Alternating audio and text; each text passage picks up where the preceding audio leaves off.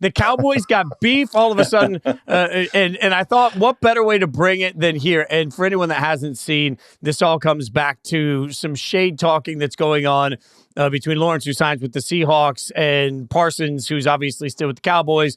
And, DeMarcus comes out and says, Dallas is my home, but I'll never win a Super Bowl there. Micah comes out and says, this is just jealous talk. And now they're going back and forth, and it's getting swarmy. Here's my question, though, as two experts of beef, right? And a little bit of side eye here. C-Rob, is this just somebody gets paid and they feel like trashing the place that they're leaving, or is there something real to this sort of beef to you? I think there's something real. I mean, look, DeMarcus Lawrence, it's not like it was a short stint in Dallas. We're talking about like 11 years and a ton of money.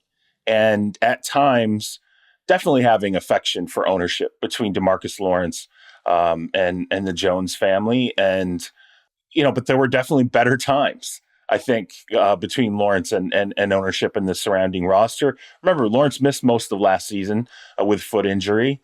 And I think, to me, when I read this, I thought, yeah, okay, this makes sense. Like this feels like one of those beefs that was bubbling under the surface at the very least in 2024 and probably the last couple of seasons. And I think part of that has to do with Micah Parsons looking at himself and seeing himself as the cornerstone of that defense, seeing himself as the leader of that defense, and now dealing with a player in DeMarcus Lawrence who also felt that same way the last couple of years, even missing the games in 2024. I think DeMarcus Lawrence still would have described himself as the leader of that defense and a leader in that locker room, a cornerstone of that franchise. But I think it's one thing when you essentially have Micah Parsons say, you're just jealous, you're out of here, this is some clown. It's another thing when Lawrence turns around and says, basically, hey, spend less time on social media and more time winning in our building. Can I please read this tweet? Because, it was like, this is great. It's a good tweet. We're getting going, like a couple back and forth, whatever. And this was just the mic drop. DeMarcus Lawrence, calling me a clown won't change the fact that I told the truth. Maybe if you spent less time tweeting and more time winning, I wouldn't have left.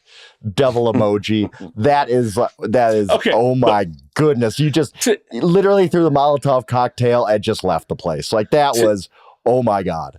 To be completely fair here though, had the Cowboys come with the money, then DeMarcus Lawrence comes and he stays, of right? Course, like it's not like, oh, I left because we weren't winning, and that's why I'm in Seattle now. No, he left because he got paid by Seattle, and the Cowboys are doing the Cowboys thing. Jerry's going and he's adding pieces that would have been solid additions a couple of years ago on the roster. But right now, instead, he's watching, Jordan Lewis goes out the door. That's a really good slot corner that hurts them.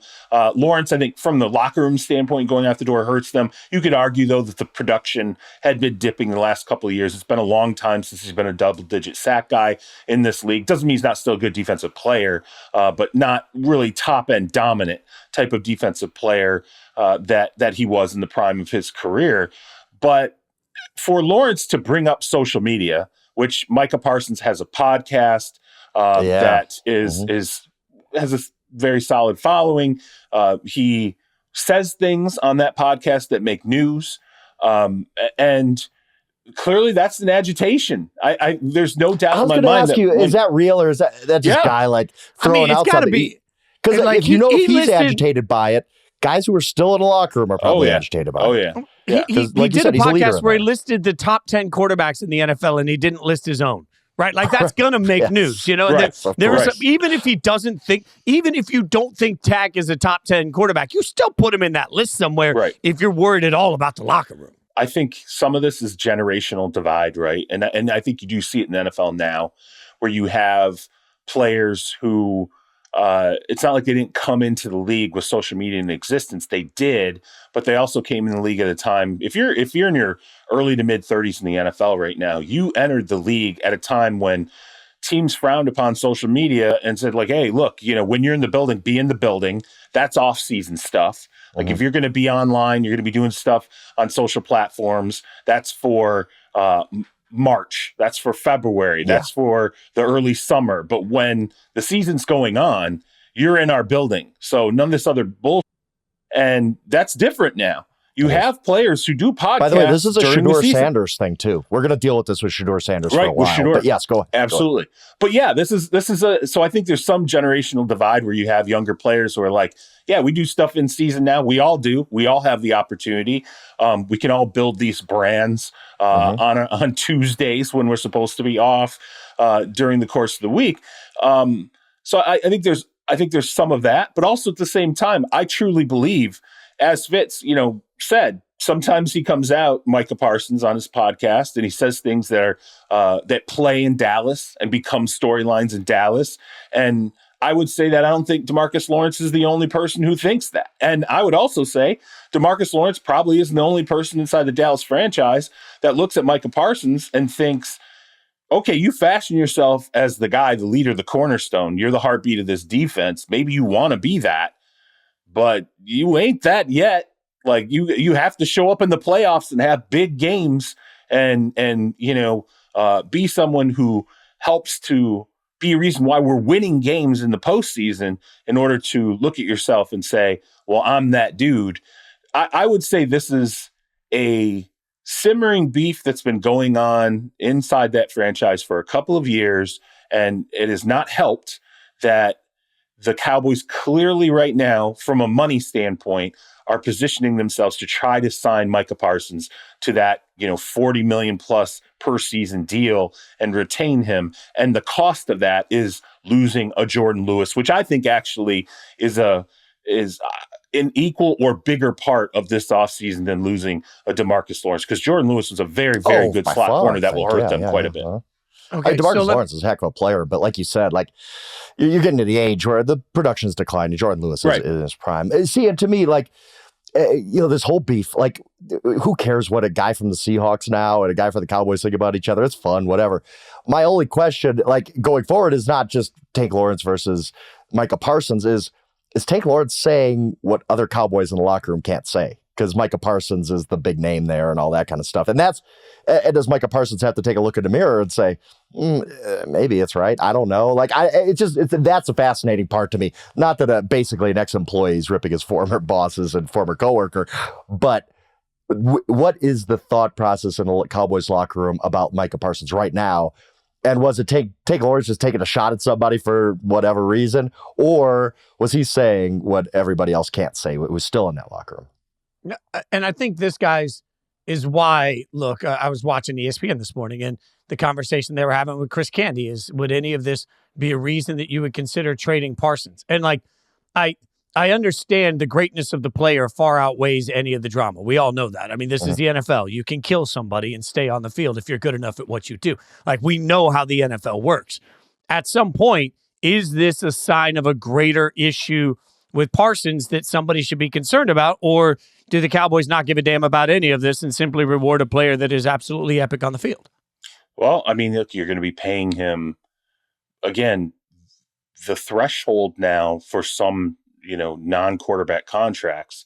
CeeDee Lamb, is that upper echelon of wide receivers. It's a very expensive deal to carry. Dak Prescott, the very top of the quarterback heap, very difficult contract to carry moving forward. And then Micah, is going to make $40 million plus. It's going to happen, whether it's in Dallas or elsewhere. Yep. Micah's going to be a $40 million plus player. Oh, Charles, when him and his agent saw that Myles Garrett deal, I'm sure that the Cowboys front office went, because now that's the starting point. Now that, hey, I want Myles Garrett money. He commented on that in social media, right? He said, LOL, WTF, yo, it was some kind of, he had a reaction to that deal. And so, to me, part of this too is just sitting there and staring at the salary dynamics of it, and knowing that, he does do other stuff off the field. Yeah, there's more than just showing up and being a defensive player of the year candidate. Now is he worth it? Yeah, he is. I mean, he's a very dynamic defensive player. He's a defensive player of the year candidate every year. If he plays a 17-game season, there's no way he's not in the defensive player of the year conversation. There's no way he's not in the first team All-Pro conversation. But if you're Cowboys fans right now, maybe the bigger part of this is the fact that a longtime leader in your locker room left and felt comfortable saying the quiet part out loud that ownership does not want anybody saying, I can't win a Super Bowl in Dallas. Whether it's bullshit or not, whether it's, hey, I got paid by Seattle and that's why I left. Maybe I really didn't leave because I can't win a Super Bowl. But just the fact that he added to that narrative, I am an ex-player, ex-leader in your locker room, long time staple of your defense. And I just said, that is my home. I cannot win a Super Bowl there. If you're ownership, you have to wince because you're like, that is very, very troubling statement. And I can tell you that absolutely resonated inside that franchise. There were some people who winced when they heard him say that.